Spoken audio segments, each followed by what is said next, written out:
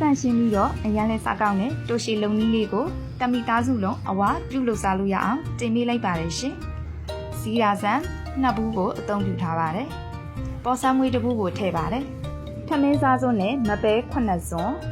ကလပဲ3စွန်းကိုထည့်ပါတယ်။ပြီးရင်တော့ရေမြုပ်သွားအောင်စိန်ထားပေးလိုက်ပါမယ်။စာသာပတိနေ့မနက်မှာစိန်လေးပါတယ်။ညနေမိုးချုံမှာကြိတ်ပါမယ်မုံနှစ်ကိုတနေ့ကုန်စိန်ရပါတယ်။ပဲနဲ့သားစီတစ်စုံကိုလည်းရေစိန်ထားလိုက်ပါမယ်။မိုးချုပ်သွားရင်တော့ဆန်တွေကို3ချိန်ရေတေချစီထားပြီးလိုက်ပါတယ်။ပဲနဲ့သားစီကိုတသက်ထည့်ပါမယ်။ထမင်းကျန်းကိုတပကံခွဲထည့်ပါတယ်။ပြီးရင်သူတို့အားလုံးကိုရောနယ်လိုက်ပါမယ်။ပဲနဲ့သားစီစိန်ထားတဲ့ရေကိုမပြစ်ပါဘူး။တသက်ပကံလုံးနဲ့ထည့်ထားလိုက်ပါမယ်။ကလပဲကျန်း30သားကိုရေ2ချိန်ဆေးပြီးတော့စီလေးအနှဲငယ်ထည့်ပေးပါတယ်။လှော်ထားပေးလိုက်ပါမယ်။ကြက်သွားသည့်အထိလှော်ထားပေးရပါမယ်။ကြက်သွားရင်တော့အေးခံထားလိုက်ပါမယ်ရှင်။မုံနှစ်ကိုကြိတ်ပါတော့မယ်။စောစောကနယ်ထားတဲ့ဆန်တွေထည့်ပါတယ်။ရေကိုလည်းအများကြီးမထည့်ပါဘူးเนาะ။အနေတော်လောက်ပဲထည့်ပြီးကြိတ်ပါမယ်။မုံနှစ်သားက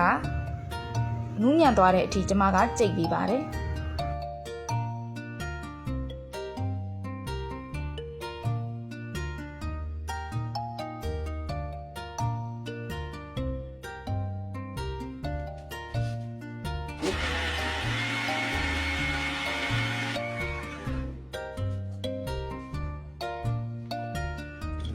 မုံနှစ်ကလေးလည်းအားလုံးကိုကြိတ်လိုက်ပါပြီเนาะဒါကတော့စော်တာမှုတ်ပါစားထည့်ပါတယ်ပြီးရင်သူတို့အားလုံးကိုတေချာမှွေပြီးရင်အဖုံးလေးအုပ်ပြီးတော့မှမနက်ထိထားလိုက်ပါမယ်ရှင်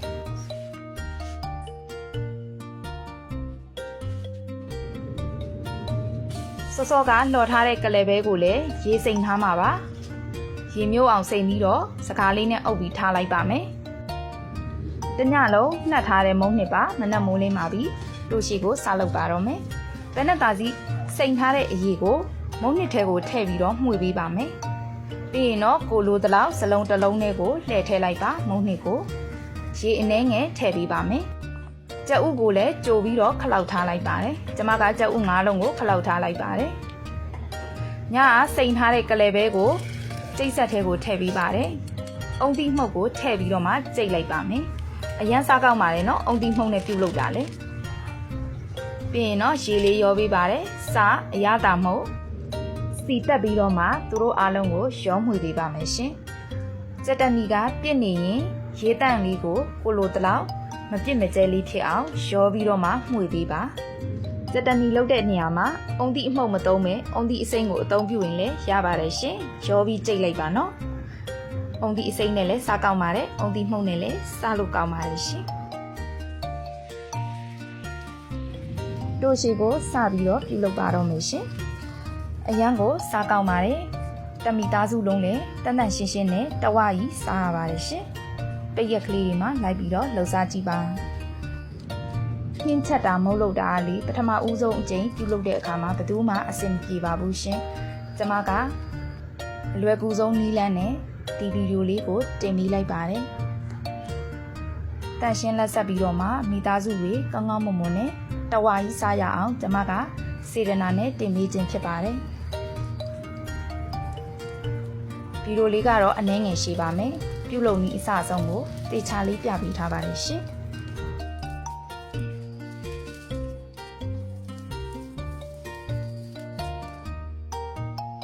ကြက်ဥလေးနဲ့ပထမဦးဆုံးတစ်ခုကတော့အစင်သေးရရှိပါပြီ။ပဲနဲ့သားစီရဲ့အရေးကိုထည့်ရတဲ့ရည်ရွယ်ချက်ကတော့အခုလိုအယောင်2လလေးထွက်လာပါတယ်ရှင်။တိုရှီလေးက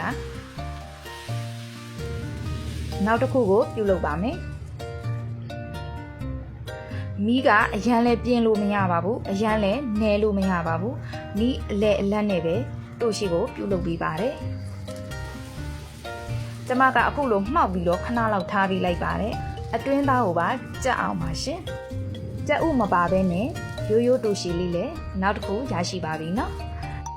တိုရှီအိုးမရှိလဲမကတ်တဲ့အိုးနဲ့ကျမတို့ပြုလုပ်စားလို့ရပါတယ်ရှင်နောက်တစ်ခုပြုလုပ်ပါမယ်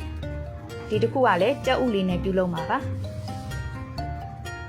မ မုတ်သားကလေတအားကိုနူးညံ့ပြီးတော့မှအရန်အရသာရှိပါတယ်ဆိုင်ကဝယ်စားတာနဲ့မတူပါဘူးရှင်အိမ်မှာပြုလုပ်စားကြည့်ပါစက်ဥလေးကိုလောင်းထည့်ပြီးရင်တေချာလေးတုပ်ပေးလိုက်ပါမယ်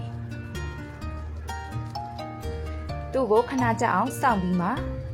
တစ်ဖက်ကိုကြက်အောင်ထပ်လှန်ပေးပါမယ်ခဏလောက်ပါပဲเนาะနောက်တစ်ဖက်ကိုလှန်တဲ့အခါမှာအကြာကြီးမထားပါနဲ့ရှင်ကဲပြန်လှန်ပြီးတော့ခောက်လိုက်ပါတော့မယ်ကျွတ်ကျွတ်လေးစားခြင်းတဲ့သူကတော့ကြကြလေးပြုတ်လုပ်ပြီးပါစက်တနီနဲ့စားမှာဆိုတော့ကျမကအနှဲငယ်ပျော့ပျော့လေးပဲပြုတ်လုပ်ထားပါတယ်ရှင်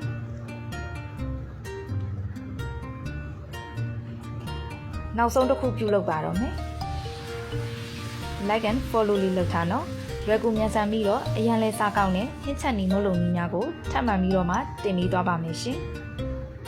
မဆလာအကြောင်းသိကောင်းစရာဆိုတဲ့ကောင်းစဉ်လေးနဲ့မဆလာနဲ့ပတ်သက်ပြီးဗဟုသုတများကိုလည်းထပ်မံပြီးတော့တင်ပြီးသွားဖို့ရှိပါတယ်အားပေးပါအောင်ရှင်အဆုံးထိကြည့်ပြီးတဲ့အတွက်အားလုံးကိုကျေးဇူးတင်ပါတယ်နော်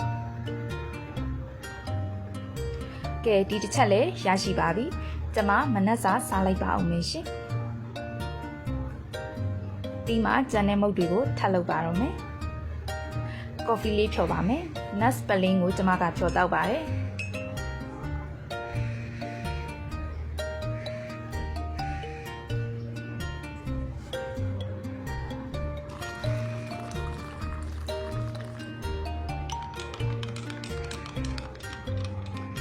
ကော်ဖီပူပူလေးနဲ့တိုးရှည်လေးနဲ့စက်တနီလေးနဲ့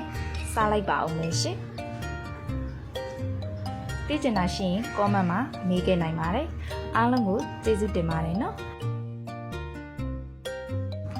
နောက်ရက်တွေမှာပြန်ဆုံပါမယ်ရှင်ဘိုင်ဘိုင်